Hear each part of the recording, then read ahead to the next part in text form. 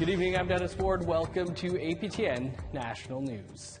A project that brings together ancient knowledge and tradition is nearing completion in Vancouver. And as APTN's Tina House tells us, the APTN project, which took place in what is now known as Stanley Park, is bringing back pride to the participants.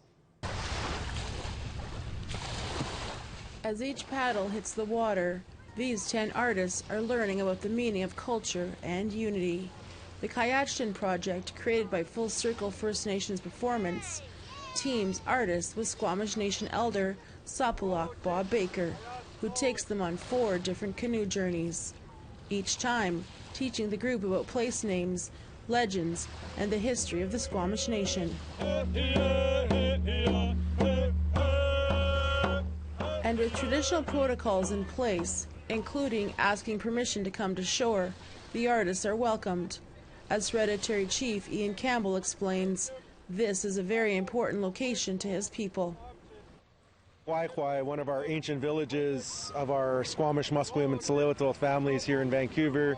It's an honor to welcome our traditional canoes. Quaquamton is the name of this canoe, arriving with my uncle Sapulak as the skipper and our Full Circle family, canoe full of artists, continuing the tradition of telling stories in these lands. Joshua Jackson is the project lead. There's a lot of performing artists. We got some theater artists, we got some writers, some people who are scholars, like a couple of people with their master's degree. You know, we wanted to kind of open it up to a wide variety of artists to kind of get different perspectives of where they come from and where they create from. And that's why we wanted at APTN to just open it up for these artists to kind of explore it from their perspective and then create from that. Take what they learn and then create from there. And for Sapulak Bob Baker, he's proud to share his teachings from his nation. Full Circle allowed me to kind of design this project, and it was designed in a fashion that would lead us to where we could appreciate the ancestors' teachings and the ancestors' way of life. For Sierra Baker, who's one of the 10 artists, she is a model, dancer, and now focuses her career as an Indigenous urban planner. She says she is grateful for this opportunity. My people are from here, from Kwai, so right now we're standing at Kwai, where there is a huge longhouse here, 200, 300 feet long, that unfortunately the city of Vancouver destroyed intentionally, and they destroyed all our villages here and our way of life. So being able to be out on that canoe and bringing that way of life back, at least for me and my people, and to learn from Bob Sapulak, who's my relative, in this Full Circle project, is a way for me to connect not only with my ancestors and the teachings, but to work through that interruption of colonization. The event concluded with getting wrapped in blankets and a cedar ceremony to honor the 10 artists, who will each present a piece of art showcasing their experience on the water. Tina House, APTN National News, Vancouver. Innu music in Quebec has transformed and evolved from one generation to the next. It was used as a means of communication between their ancestral communities in the days before the telephone was invented. Today, thanks to social media and improved technology, Innu music can reach a world stage in a whole new way. Here's a story by Shushan Bakong, translated and read by Lindsay Richardson.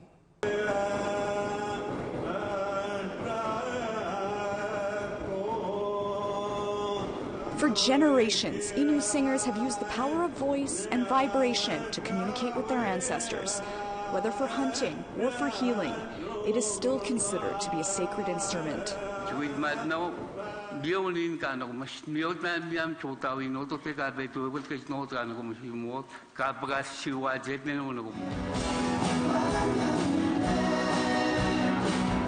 Today, the instrument commonly preferred among Innu musicians is the guitar.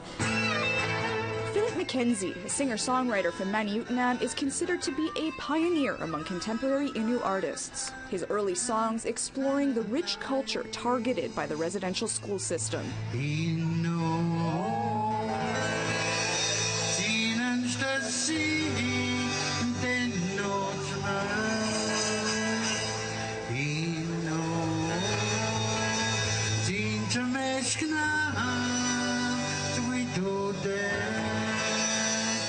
Il fallait que je chante ce que l'Autochtone le sait, qu'ils comprennent. Moi, dans ma perception à moi, bon, il ne faut pas... on a beaucoup à perdre.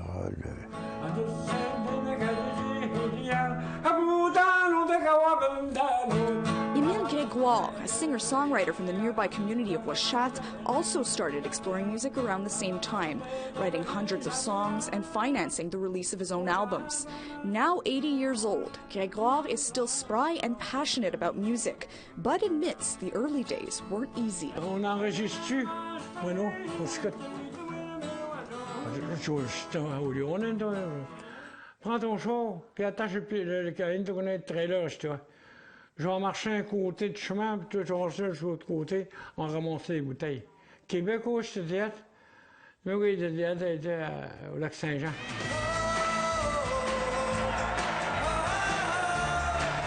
But things really picked up speed in the 1980s, when the band Cashed In, led by Florent Vallant and Claude Mackenzie, brought Innu culture to the main stage of worldwide contemporary music.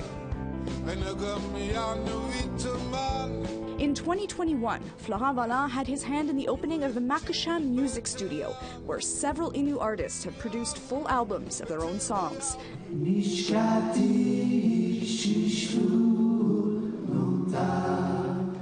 Helping to run it today is Mathieu Mackenzie, who happens to be Florent Vallant's son. He sees immense talent growing in Innu communities. However, even in 2022, ça prend beaucoup de fonds pour créer des bons produits. Les fonds qu'on a dans les communautés suffisent pas pour aller développer des musiques de haut niveau. social media, however, has changed the way people consume music, and in many ways makes it easier to share with the world. In Manioutenam, 15-year-old Jean-Luc Chapatou Vallant performs for a digital audience via his social media. It allows him to perform with well-known modern artists like Scott Picard. But he dreams of more and aspires to a full-time career in song. Je monte ma musique sur les réseaux sociaux, fait que tout le monde est au courant, puis tout le monde est au courant que mec, les projets s'annoncent, les grands projets, puis c'est ça, j'aimerais ça plus tard qu'il y ait des covers de mes chansons. From the forests of the Nistasinan to the Facebook and Instagram of today, contemporary Innu music continues to resonate on the world stage. And even despite the language barrier, it carries a message that extends beyond the Indigenous communities of Quebec. Tout est bien reçu de votre part de nous soutenir dans cette démarche pour prendre cette place-là qu'on mérite maintenant. A report by Shashan Bacon, APTN National News, Ouachat Macmanioutenam, Quebec. Still to come, federal reaction to an explosive investigation by APTN News into a child welfare agency. Stick around.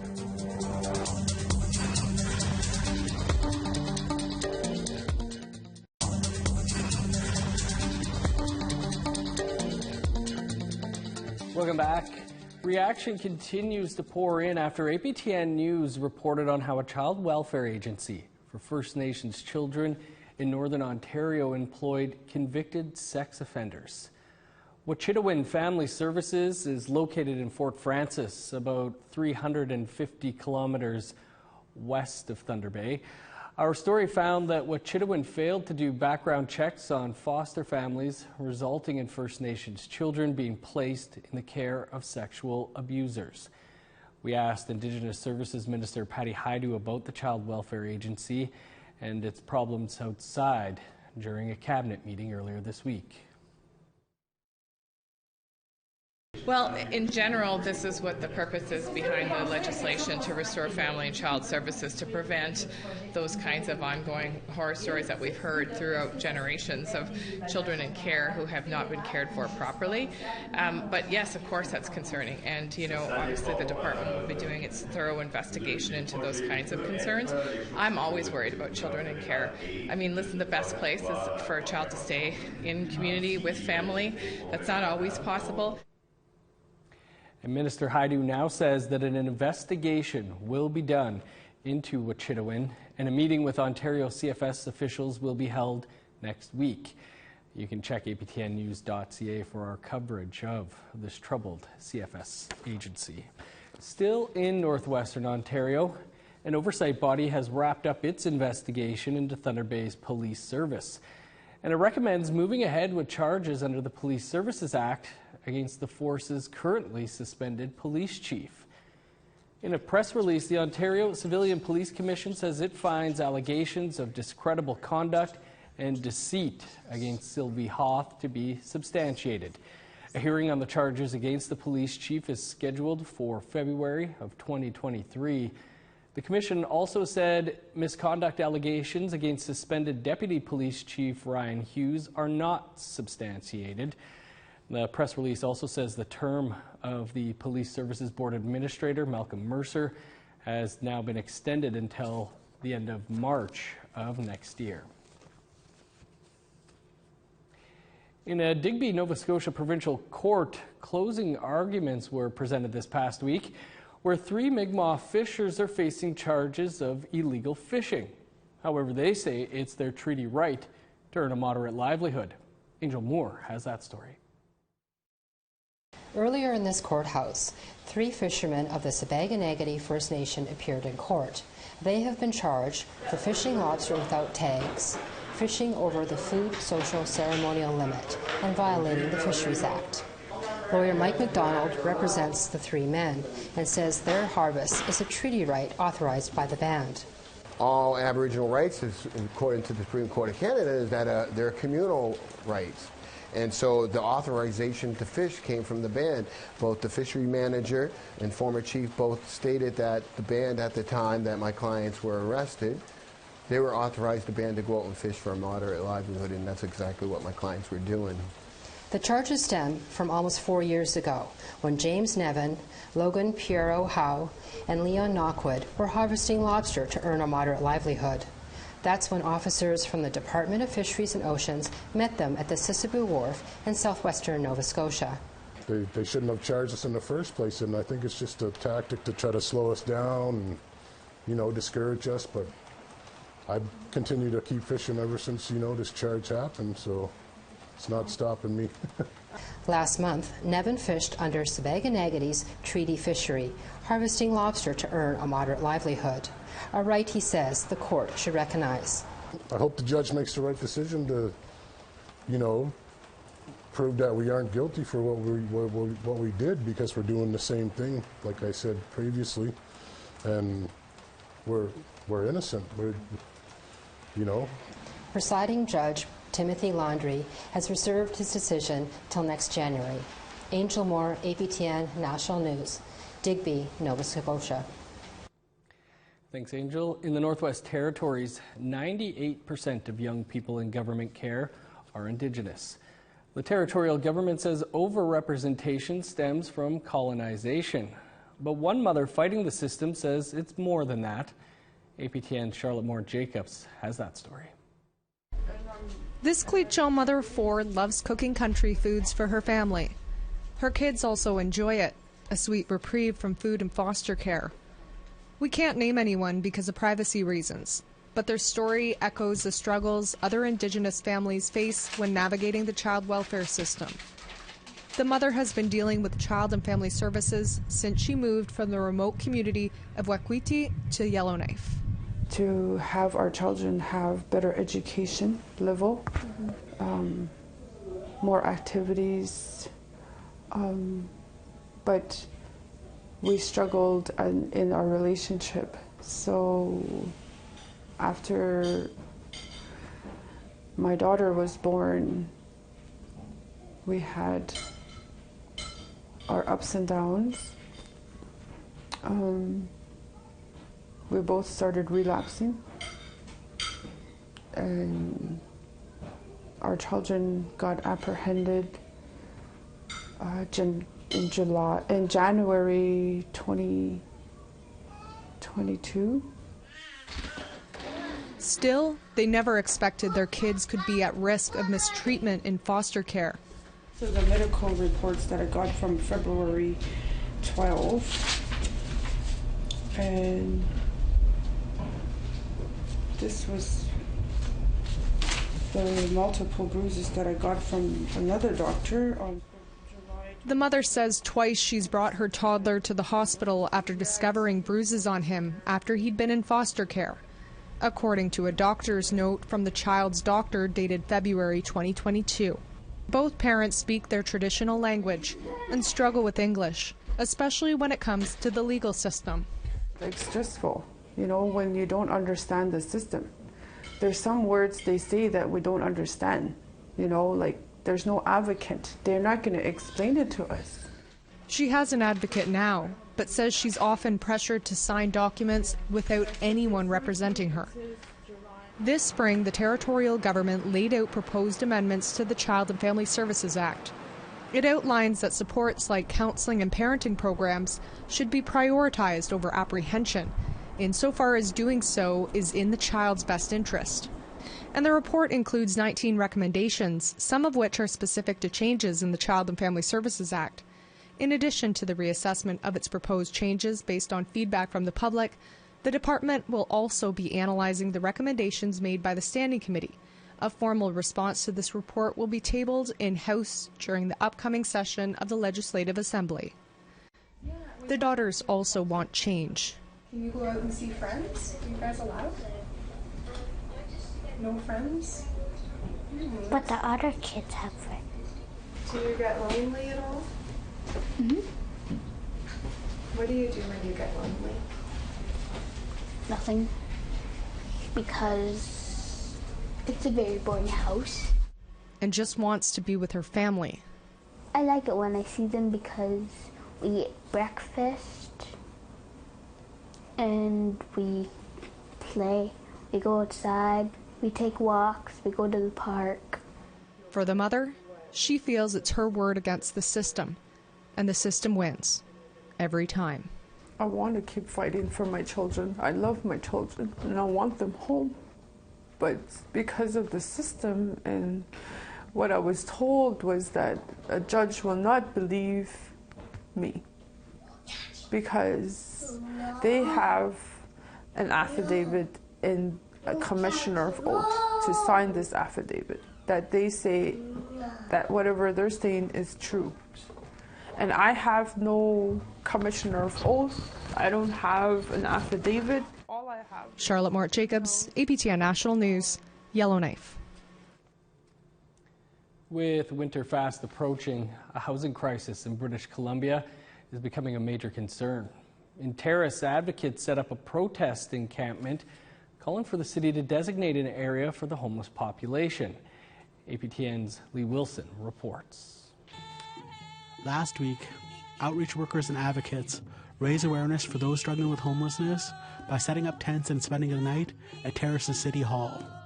It was a response to a recent City Council meeting where some community members spoke out against a potential shelter. William Morrison is a frontline worker for the Nisga'a Nation. He once lived in the streets here. He says people need to have more compassion for those facing hard times. I haven't been in a place where you had to sleep on the streets. If you haven't lost somebody, if you don't have somebody out here, it's not your problem. When in fact, it is, because we're all one. We're human beings. Taria Roberge is an outreach worker from nonprofit Commodity Friendship Society. She provides support for those struggling with homelessness. Roberge says the most vulnerable here are facing a housing crisis, along with a lingering pandemic and a deadly opioid crisis. A housing crisis that is destroying families, an opioid crisis that is destroying families and killing people, and a community that just won't get on board with solutions.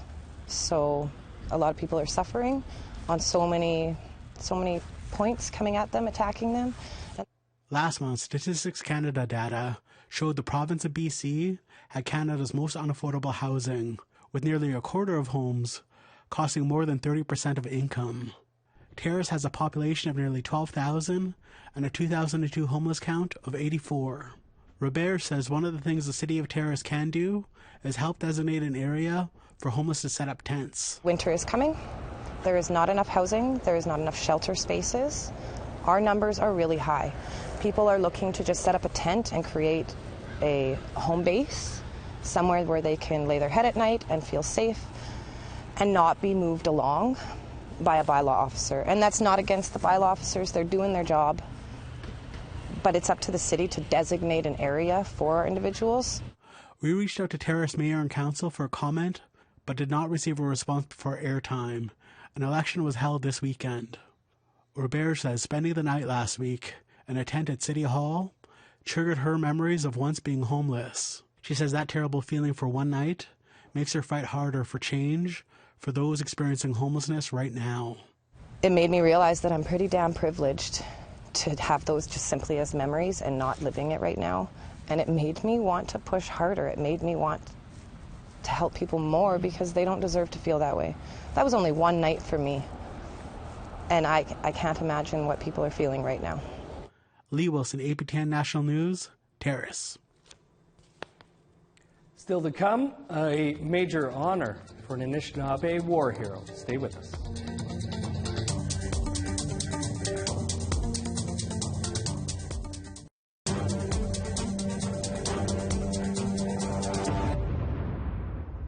Welcome back.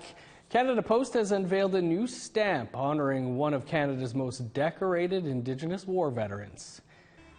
Sergeant Tommy Prince was from the Broken Head Ojibwe Nation north of Winnipeg.